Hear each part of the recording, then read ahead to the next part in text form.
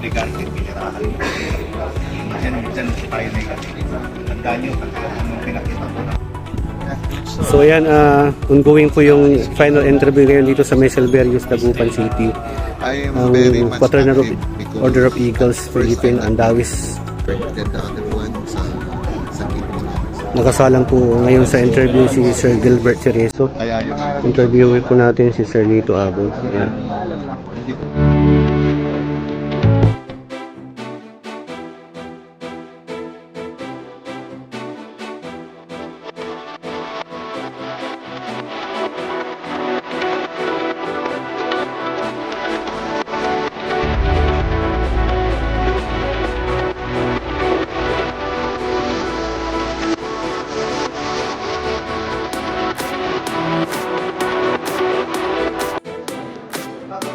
Ayan, ongoing na rin ang final interview sa Ladies Eagle.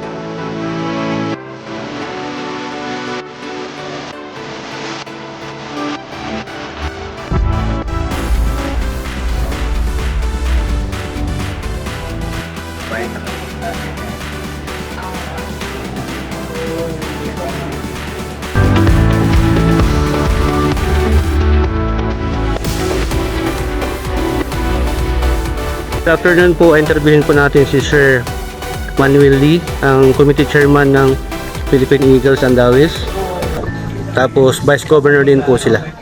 So sir, ano po yung activity na nagaganap po ngayon dito sa Silverios, Dagupan City? Ang activity natin ngayon is yung isa sa 5 eyes, which is yung interview ng bawat applicant ng Andawis Philippine Eagle. Yan po isa sa mga mandatory na kailangan natin gawin dito para makilala natin ang bawat isang aplikante. Ayan po. Ayun. So talagang kailangan nilang dumaan sa tamang proseso sir, di po ba? Tama po. Kailangan po yun kasi hindi naman po tayo bigla basta na lang namumulot ng aplikante tapos sinasama sa atin sa ano. At least yun, nakikilala natin yung mga bagong aplikante na gusto maging umanib sa atin sa Philippine Eagle. Yes sir po, nasasala po talaga. Yes po. Bawal lang na appearance. Yes po, bawal na bawal Yan yun. po sir. Hindi po pwede yan. Ayan. So huling mensahe na lang po sir para sa mga gustong maging aplikante. Ay po, nananawagan ho ako sa mga may puso na gustong tumulong sa ating komunidad, sa ating kapwa. Na nandito lang po ang Andawis Eagles sa Pangasinan, na open po kami sa pagsali ninyo para mas lumawak po yung pagtulong ninyo. Hindi lang sa lugar ninyo, sa iba't ibang lugar pa sa sulok ng Pangasinan. Ayan, maraming salamat po sir. Thumbs up po Thank tayo. you very much po. So magkakaroon ng Brigade Eskwela this coming June 2 sa San Carlos. Kasama ang lahat ng Eagles Club.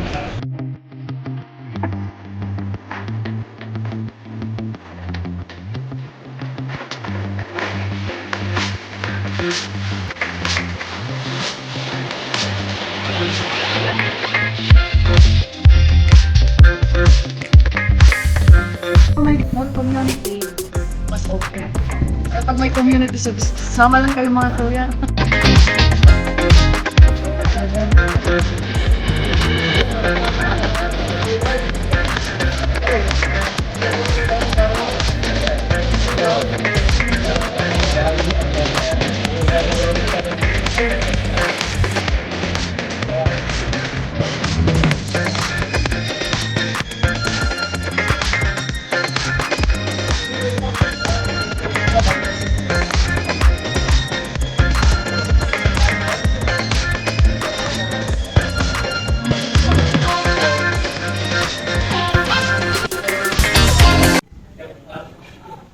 Yan, good afternoon. Interviewin lang po natin si Sir Lobelo Nahira, ang Governor po ng Philippine Eagles Andawis. Ayan, ano po yung nagaganap na activity ngayon dito sa May Silverios, Dagupan City, sir? Unang-una, malaking bagay ang nangyari dito Pero bago ang lahat, ano muna ako ng magandang araw po sa ating lahat. And then, ang nangyari po dito ay isa sa mga 5 eyes natin. It is presentation of aspirant at the same time is yung interview. Okay, kasi sabi nga dito sa Eagles nga, mayroon tayong tinatawag na 5 eyes. Unang-una is introduction is tapos na. Ngayon yung interview. Dahil the interview is papasok ngayon yung tinatawag nilang inception. So to be announced. Then susunod is yung incubation and then last is induction.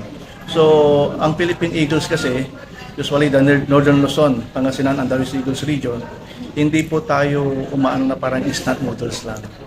Okay, we are doing our best para sumunod sa kung ano yung proseso para sino ka man, ano ang status mo sa buhay, dadaanan mo tinatawag nilang 5 eyes bago ka magiging talagang Eagles bilang isang kuya. So para yun lang po ang nangyayari ngayon is yung aspirant presentation and interview.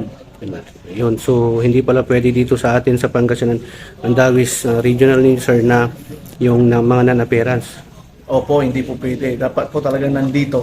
Para at least malaman talaga nila kung ano pa talagang adhikain ng isang agila. Kasi ang isang adhikain ng isang agila ay hindi po basta-basta. Marami pong aspeto na kailangan nating malaman at marami na tayong bagay na kailangan nating gawin bilang isang agila. Hindi lang yun po yung agila ka na, mayroon ka ng emblem sa sakya mo, ma-ID ka pa, panay porma na lang ang darating, panay photo na lang.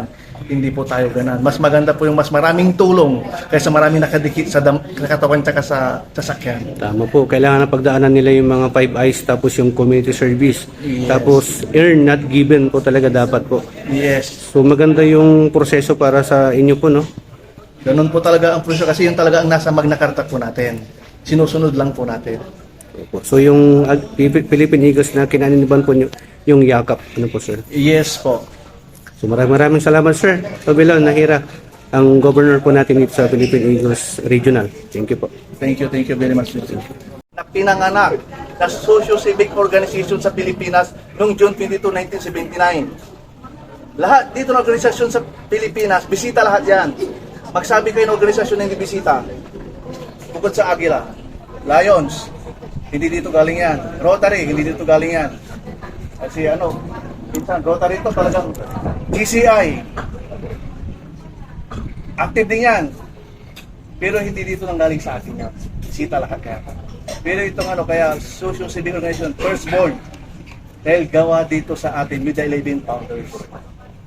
Okay? Yun ang pinaka pride tayo doon dahil sariling atin. Kumbaga, sariling atin. Na lumalabas na din sa ibang bansa. May mga kuya tayo sa ibang bansa. Yun lang yung kagandahan pag eagle tayo sa Pilipinas, kahit sino ka, ina-acknowledge ka nila sa ibang bansa. Kaya, sabi nga namin, pagpapasok ko ng Agila, kalimutan mo kung sino ka. Kalimutan kung ano ka. At ibaba mo kung ano yung status mo sa buhay. Pari-parehas po tayo dito. Okay? Wala po ditong mayaman, wala ditong general, wala ditong kahit sino. Iisa tayo. Iisang agila tayo. Dadaan tayo sa tinatawag nilang 5 eyes. Naging bonafide eagle, dapat doon kayo maging on fire. Na-induct na kayo, paramihan na lang tayo na inyong sasakyan. Okay? Paramihan na lang tayo ng club shirt. Hindi tayo ganon. Mas masaya kami bilang regional officer na mas marami tayong natutulungan kaysa marami tayong nakatatak sa sasakyan natin at saka marami tayong sinusunod natin. Mas marami nangangailangan na kaya nating tulungan sa abot ng ating makakaya. Pag hindi nakapag-CS, yung Coast Guard, automatic siguro yung mga ginagawa nyo siguro sa pagbantay sa ito sa pag-CS. Dahil tumutulong ka bilang isang agila. Yun ang totoong may pusong tunay na agila. Hindi yung nahuli ka, nakilala ka, dahil napakilala ka, dahil isa kang agila. Wala na talagang bearing niya.